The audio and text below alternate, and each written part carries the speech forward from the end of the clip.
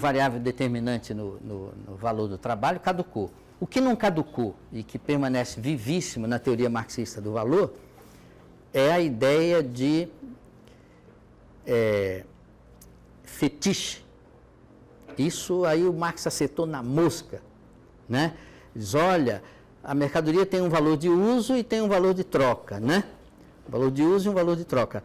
Mas tem um enfeitiçamento pela mercadoria, o fetiche, né? Esse fetiche, a gente viu essa semana de pagar milhões por uma pedra ou um quadro e tudo, não é nem pegar a obra de arte, o valor da obra de arte, isso é puro enfeitiçamento, é puro fetiche. E a propaganda, e o Marx não falou isso com todas as palavras, mas o que ele falou é fácil associar a isso, a propaganda é o máximo do enfeitiçamento, né? Da criação de um valor fictício, um enfeitiçamento mesmo, que é o que faz a propaganda das mercadorias, não é? Então, essa crítica, isso está presente na teoria do valor do Marx. Agora, o centro mesmo, né, valor de uso, valor de troca e a questão do tempo na determinação desses valores, isso a tecnologia subverteu, né? Então, isso não é uma coisa que começou agora, é uma coisa que a gente precisa prestar cada vez mais atenção a partir de agora para poder caracterizar a ideia de autoria. Um ponto que eu acho que é importante a gente aqui marcar nessa pequena incursão nesse tema é que a questão da autoria e a questão da autoridade não está sendo, essas duas questões não estão sendo devidamente enlaçadas ou tratadas como se fosse uma coisa só. Está sendo tratado, sim, a questão da autoria com a questão da responsabilidade, não é? Mas já circulou aqui, a gente já falou em outros momentos, a responsabilidade é a principal porta de entrada na ideia de autoridade. Né? Não dá para a gente pensar em autoridade sem falar imediatamente em responsabilidade. A autoridade responsável é um pleonasmo vicioso, né? Então, ainda que esteja se pensando assim, de publica e é responsável, né? Aí a gente tem que estar remetendo à ideia de que autoridade publicou isso, que autorização a gente tem, né? E essas questões não podem ser pensadas assim de uma maneira separada, não é? O que fica, pensando no Arrow, né, e para não ser pessimista e dizer, não, então qualquer sistema eleitoral é uma porcaria, não é essa a mensagem, o que fica aqui também, com relação à autoria, né, nesse ambiente de tecnologias, é que fugir ao problema, né? Fugir do problema e dizer, recusar usar a tecnologia, ou ter uma visão ludita, né? Dos luditas, achando que a tecnologia só vem para complicar. Isso aí é a pior perspectiva, né? Toda tecnologia, ela vem para resolver problemas que a gente tem, senão ela não vinga. Então, o fato é esse, o dado de realidade é que a tecnologia resolve uma série de problemas que a gente tem e tem o valor decorrente disso. Por outro lado, não há tecnologia que só resolva problemas. Toda nova tecnologia resolve um e cria outro, né? Ah, mas mais resolveu do que criou. Tudo bem, eu concordo, mas pensa nos que ela criou e vamos enfrentar o que ela criou, né? Então, eu não recuso o uso, né? Mas não posso ficar de olho fechado para o problema novo que isso está trazendo, né? A simulação é uma coisa boa que a tecnologia traz, os ambientes virtuais, a simulação, mas trocar a realidade pela simulação é doença. Não é? É doença, pura e simples, não é? Então, não é recusar é o mais simples. Se você reduzir a velocidade dos carros a zero, o carro não pode mais andar na estrada, certamente você vai reduzir o número de acidentes de carro, né? Se está todo mundo parado, é proibido andar, mas não é por aí que a gente vai... não é? A gente quer reduzir o número de acidentes, mas quer manter os carros andando, né? E a gente quer se vacinar contra os problemas que a tecnologia está criando, mas não faz sentido recusar simplesmente isso daí. Seria ir muito além de ver as limitações da ciência, né? Isso aí é achar que a ciência não é nada. Uma coisa é achar que a ciência é tudo, mas a negação de que a ciência é tudo não é que a ciência é nada, né? Então, eu não posso achar, e os teoremas todos do Gödel, do Heisenberg, do Tarski, mostram as limitações da ciência, mas aí já é ir muito além da chinela eu achar que, então, zera e não existe, eu não quero mais a ciência, né? Bom, todas essas questões, elas levam a gente, né, a uma discussão maior, né? O que a gente está fazendo aqui? Por que a gente está discutindo essas coisas? Qual é o sentido disso tudo, né? A resposta imediata a isso, não, estou fazendo aqui porque é uma disciplina, eu estou matriculado, ou eu sou ouvinte, ou eu quero... Isso é a resposta imediata, mas vai além dessa resposta. Na vida, e por que você está aqui fazendo mestrado, doutorado e tudo, sentado aqui, né? E por que esse sentido é sempre um sentido último que a gente está procurando, não é? E isso tudo faz sentido, não faz sentido, é uma questão pesada. Está debatendo aqui uma coisa que você falou. Já disse que o que vale é a intenção do Kant. E o Maquiavel disse que os fins justificam os meios. O Maquiavel disse que os fins justificam os meios. Sim.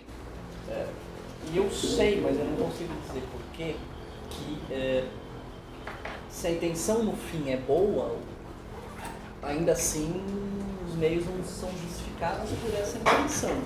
Não se justificam, né? Quer dizer, sim, os meios, assim, prefiguram, assim, quer dizer, eles contaminam os fins. Se o meio é ruim, contamina o fim. Não adianta você dizer que o fim é ótimo, apesar do meio ser ruim, né? E quando você tem um fim bom, esse fim prefigura os meios. O fim não pode ser qualquer meio para chegar a esse fim. É por isso que é importante ler o livro do Maquiavel junto com o do Frederico II, né? Maquiavel é o príncipe, né? Ele não é uma pessoa assim do mal, de dizer a desgraça em pessoa, é a pregação do... Não é isso, mas é uma pessoa que está vendo o que está acontecendo, não é cego e descreve mais ou menos, né? Isso mesmo, que é os fins, assim, justificando, né, os meios, os piores meios. Agora, o Frederico II, que é assim, tirano da Prússia, tirano mesmo, tirania, mas era uma pessoa esclarecida, sagaz, é chamado por Kant de o déspota esclarecido. Cria uma categoria, tá? Do déspota esclarecido, né? E ele escreveu o Anti-Maquiavel, é um livro do Frederico II. Existe uma edição portuguesa que é o mesmo volume, a primeira metade é o Príncipe, a segunda metade é o Anti-Maquiavel. Uma edição portuguesa, né? No mesmo livro. E o Frederico II, ele destrói argumento por argumento do Maquiavel. Ele, que é um tiranão, ele diz, não é bem assim essa história de que, né, os fins justificam os meios, e não, ele desmonta item por item, né, o trabalho do Maquiavel, né? Ele, o déspota esclarecido. É por isso que o pior perigo na vida é esse mesmo. A gente falou isso na aula sobre os fins e meios. O pior perigo que a gente tem na vida é de ter um tirano com um bom projeto, né?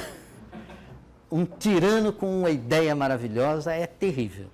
Porque uma coisa é assim, você não pode dizer, isso aí é besteira só porque é ele que está dizendo. Tem que analisar se a coisa é besteira ou não, né? E o desafio de você, pô, mas esse é um cretino, como é que eu vou, né, entrar nessa, né? Mas diga, Maria Lúcia. Não, eu queria uma curiosidade, como se tem dados sobre como foi o governo dele na Prússia? Ele sendo um tirano esclarecido, como vivia a população? Era ruim para todo mundo? Era bom? Isso seria uma investigação legal para fazer, né? Mas, de um modo geral, né, isso depende do contexto, da circunstância, do modo de vida assim, da população. É outra época, né? Então, se acomodar e se está tudo bem no nível da gestão do Estado, você ir levando, isso até bem mais para frente, na Alemanha anterior à catástrofe lá, você tinha muita gente satisfeita com o que estava indo. Estava tudo bem e tudo estava indo, né? A própria situação de crimes, de guerra e de tudo, não era considerada... A Hannah Arendt tem uma categoria para analisar isso, é a banalidade do mal, né? Não é isso? Quer dizer, aquilo ali, quem estava fazendo as maiores cachorradas estava crente de que a causa era boa e que estava tudo certo, todo mundo feliz e acabou, e que bobagem, né? Ficar preocupado com isso daí. Então, a questão do Frederico, eu não conheço a história para te dizer assim. Eu sei que ele foi uma pessoa bem-sucedida e tudo, e levado em consideração por filósofos e tudo como um ditador do bem, né? Porque, veja, o Descartes foi pago, contratado por uma rainha, ou sei lá, para onde que ele foi? Ele foi para um lugar aí para desasnar uma princesinha, né, e tudo, e sendo pago para isso, né? O Leibniz foi também, ele tem um livro, Leibniz, chamado, não Leibniz, como é que é o nome, meu Deus? Já eu lembro do nome. Cartas a uma Princesa da Alemanha. É um livro, né? E Leibniz. Bom, é um filósofo desses que foi contratado por uma... Olha, diagramas de olha, olha, né? Cartas a uma Princesa da Alemanha. Olha, foi contratado por uma princesa aí para ensinar lógica para a princesa, né? E ele, para explicar argumentos e o argumento bom, não é bom e tudo, ele usava uns diagramas e tudo. Esses diagramas são os diagramas de olha, diagramas de Venn, diagramas que são usados para ensinar lógica ainda hoje, né? E ele desenvolveu, contratado por um rei para ensinar a princesa a raciocinar. Então, trabalhar para um tirano que paga bem, ou que, não é, supostamente tem um bom fim, está pagando para isso, é um perigo, né? Porque se conformar é a posição, às vezes, mais confortável, né? Por isso que eu digo, é um perigo, um déspota ou um ditador com uma ideia maravilhosa, né? O dilema de não ignorar a ideia porque veio da boca de um tonto e nem de aceitar a ideia a despeito dos meios que estão sendo utilizados, né? Esse é o grande perigo, tá certo? Mas vamos para essa última conversa aí, que vai ser simples, né? Sobre o sentido da vida. Depois a gente sai daqui, e vai tomar um chopp. Olha, tem um minutinho. O André pergunta assim: a tecnologia alterou outras características do processo de criação além da velocidade? É você, né? Sim, certamente, além da velocidade, né? A questão da colaboração, mesmo que fosse devagar, mas a questão hoje um pouco tem a ver com a prontidão, né? Com a rapidez, mas a colaboração, facilitar a colaboração, mesmo que leve tempo, é um aspecto, né?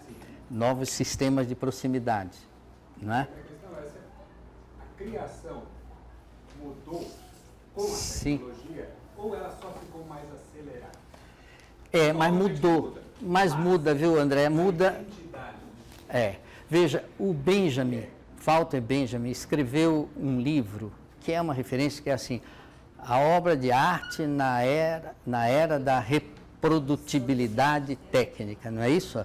Porque a obra de arte era única, sempre foi única. De repente você faz uma reprodução de um quadro, então como é que fica isso, né? A obra de arte nesse... E olha que ele escreveu isso, não tinha tecnologia ainda, era técnica no sentido bem modesto, né? Não era a tecnologia, não é? Hoje a gente vê a questão da simulação como um oitavo acima ainda dessa questão colocada pelo Benjamin, né? A questão da simulação com a tecnologia hoje, né? E na criação do novo, né? Você experimenta uma coisa, você experimenta outra, isso levava muito tempo, dava muito trabalho. Levava mais tempo.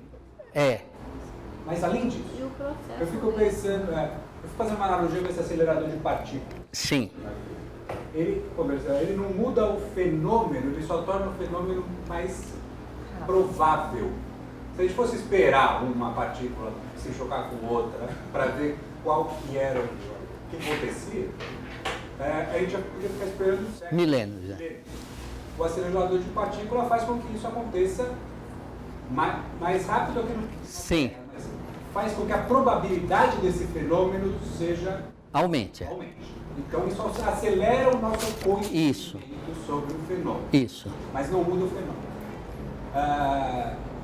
Quando a gente quer estudar a evolução, a gente pega... Por que se usa drosófila, né? Aquela mosquinha? Porque a produção de geração por uma geração da drosófila é muito rápida. Então não sei se demora horas ou dias. Uma geração para outra. Bactérias também mais rápido ainda, para entender o fenômeno da evolução. Sim. Mas o fenômeno não muda. Nós só usamos algumas tecnologias para acelerar o nosso conhecimento, entendimento do fenômeno da evolução da física quântica. Então, minha questão é, será que é a mesma, não seria a mesma coisa? Eu entendi, eu acho que a sua pergunta é aguda, é uma pergunta séria. A minha resposta, que eu estava tentando dizer, era o seguinte, é que não dá para dizer que é só o tempo, eu acho que não. O fenômeno, por exemplo, a geometria, vamos pegar a geometria. A geometria, em princípio, não tem nada a ver com o tempo, no início, né? A geometria é medida da Terra e tudo, nos egípcios e no Nilo, e medida da Terra e tudo bem. A geometria é um exemplo interessante porque é um conhecimento que se formalizou, é a primeira área do conhecimento que se formalizou, se organizou como um sistema formal, assim, não é? E aí serviu de paradigma para as outras áreas. Mas aí chega no final do século XIX, início do XX, tem as geometrias não euclidianas, né? E juntamente com as geometrias não euclidianas tem o quê? A física da relatividade, Einstein, tudo, 1905, 15, né, por aí, tá certo? Do ponto de vista do tempo a que a gente está se referindo, o que mudou? Bom, as geometrias não euclidianas, elas relativizaram a nossa concepção de espaço. Espaço euclidiano é isso que eu estou vendo aqui, ó. Isso aqui é o espaço euclidiano, né? Agora, o espaço nas geometrias não euclidianas, bom, você não consegue imaginar assim, o espaço interplanetário, né? E o espaço no sentido maior, né? Aqui eu traço uma reta, digo isso é uma reta. Num espaço interplanetário, o que é uma reta? Aí você diz, é o caminho da luz. A luz anda em linha reta, mas a luz desvia de corpos, sai fazendo, né? Então você parte para uma ideia geral de espaço. Mas o tempo ainda está fora dessa conversa. Quando vem o Einstein com a relatividade, o que acontece? O tempo é grudado no espaço, não é? Você fala o tempo todo na relatividade do espaço-tempo. É como se fosse 4 coordenadas, 3 aqui do espaço e uma coordenada para o tempo, que a gente não consegue nem imaginar, mas espaço-tempo não dá para separar, não é isso? Enfiou o tempo na jogada, não é? A tecnologia, ela muda as duas coisas, a ideia de espaço e a ideia de tempo. A ideia de tempo, como você está falando, a rapidez e tudo é visível. Agora, a ideia de espaço é porque a tecnologia altera o significado de estar próximo. Tá certo? O que é estar perto? A geometria se funda na ideia de distância. Mas o que é uma coisa próxima disso? Próxima fisicamente? Não estou mais falando disso. Estou falando de próxima do ponto de vista das significações. O significado disso e o significado disso ficou próximo. Então, a tecnologia mexe com o espaço, enquanto espaço em sentido antropológico, espaço como sistema de proximidade, né? De caracterizar coisas distantes, próximas, né? E muda o tempo. Muda o tempo, aí é visível, tá certo? O que vai fechar essa conversa toda aí da tecnologia alterando o espaço-tempo? A narrativa. Porque mexer com o tempo é mexer com a narrativa. Isso não é tão direto, mas o livro do Paul Ricoeur, que a gente trouxe aqui várias vezes, usou pouco, porque é um livro difícil, é Tempo e Narrativa. 3 volumes, né? Tempo e Narrativa. Quer dizer, o fundamental da ideia de narrativa, na construção do significado, portanto, na construção do conhecimento, o fundamental na ideia narrativa é que o tempo da narrativa não é o tempo do relógio. O tempo da narrativa é o tempo dos eventos. O que está acontecendo com você, né? Se nada está acontecendo na sua vida, o tempo não passa. Se é uma coisa atrás da outra, o tempo voa. Né? O tempo da narrativa é o tempo dos acontecimentos, não é? E a tecnologia, ela mexeu com o espaço, mexeu com o tempo, quebrou o espaço, quebrou o tempo, fragmentou.